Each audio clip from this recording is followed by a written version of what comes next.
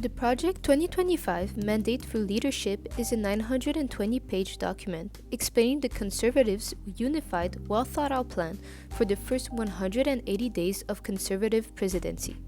It's basically the manual that President Trump is currently following. Now, this is not a new thing. In the notes section of Project 2025, it reads, "In the winter of 1980, the fledgling Heritage Foundation handed to President-elect Ronald Reagan the inaugural Mandate for Leadership.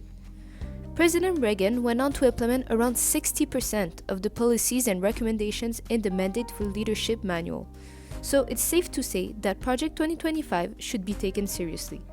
In fact, some of the recommendations we see in this manual have already been implemented by President Trump. For example, on page 489, we see the Secretary's anti-discrimination policy statements should never conflate sex with gender identity or sexual orientation. Rather, the Secretary should proudly state that men and women are biological realities.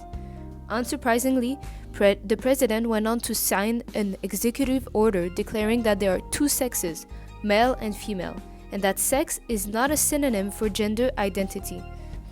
On page 555, the manual explains, in addition to finalizing the southern land border wall, the next administration should take a creative and aggressive approach to tackling these dangerous criminals organizations at the border.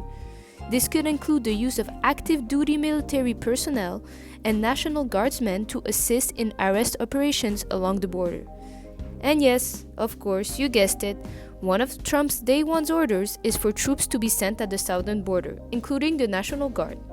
There are many more examples, but for now I'll keep it short and sweet. Now I'm guessing your next question would probably be, who's writing this document, who's behind all of this, and why do they want to do this? Let me answer the first two questions. Let's start with the authors and the contributors. The authors are conservative scholars such as managers of law firms, researchers, university professors, and many former Conservative Party members with ties to Donald Trump. In fact, Roosevelt, the current director of the Office Management and Budget, the OMB, and author of the Executive Office of the President of the United States section of the Project 2025, has been caught on camera admitting that President Trump supports Project 2025 and will be following its policies. Later on, we were always going off of, if Donald Trump was head of this agency, what would he do with it? Yeah. What has he said? Yeah. And then what do we know from the first term? And that's how we've been approaching this. He's very supportive of what we do. Furthermore, most of the authors of this document are linked to the Heritage Foundation. What's the Heritage Foundation, you may ask? It's a think tank that issues public policy research. Basically, think tanks help governments manage all the bureaucracy, so all the different departments like the US Department of Energy, Education, Health, and many more. The Heritage Foundation guides the government on how to efficiently use all its agencies and institutions. Now, to understand what the Heritage Foundation is all about, we need to take a brief look at its history. In 1974 and 1975, many CEOs, frustrated with policies protecting the workers, like the 40-hour work week, overtime pay, and the end of child labor, decided to hold private meetings where they would elaborate a plan on how to gain control of the government. In those meetings, the CEOs complained about their loss of power. John Harper, the CEO of Alcoa, admitted, "We were not involved. What we were doing wasn't working. All the polls showed that business was in disfavor. We were getting the short shrift from Congress. I thought we were powerless in spite of all the stories of how we could manipulate everything."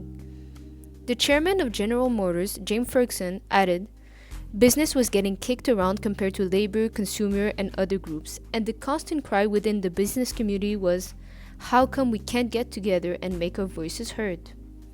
The New York Times even reported in 1976, "As businessmen see things, the attitude among congressmen towards business today is less favorable than any time since the Depression. Congress is awash with proposals," they complain, ranging from national economic planning to energy controls that would severely restrict the free enterprise basis of the American economy.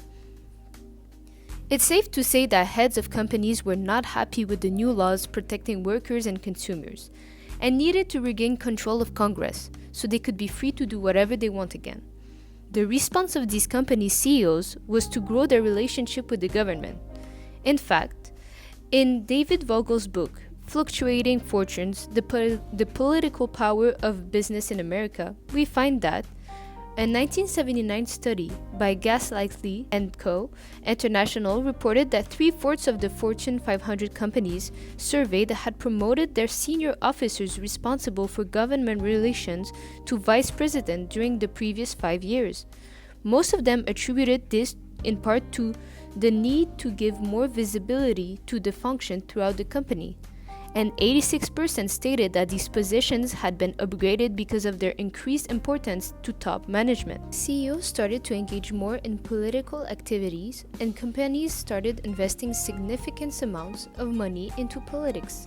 Not only that, but Irving Kristol, an American journalist and writer, and William Edward Simon, an American businessman and philanthropist, started encouraging companies to fund projects that would actually benefit them.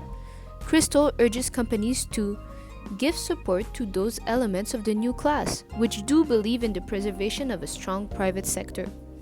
Simon adds, funds generated by business, by which I mean profits, funds in business, foundations, and contributions from individual businessmen, must rush by multi-millions to funnel desperately needed funds to scholars, social scientists, writers, and journalists who understand the relationship between political and economic liberty.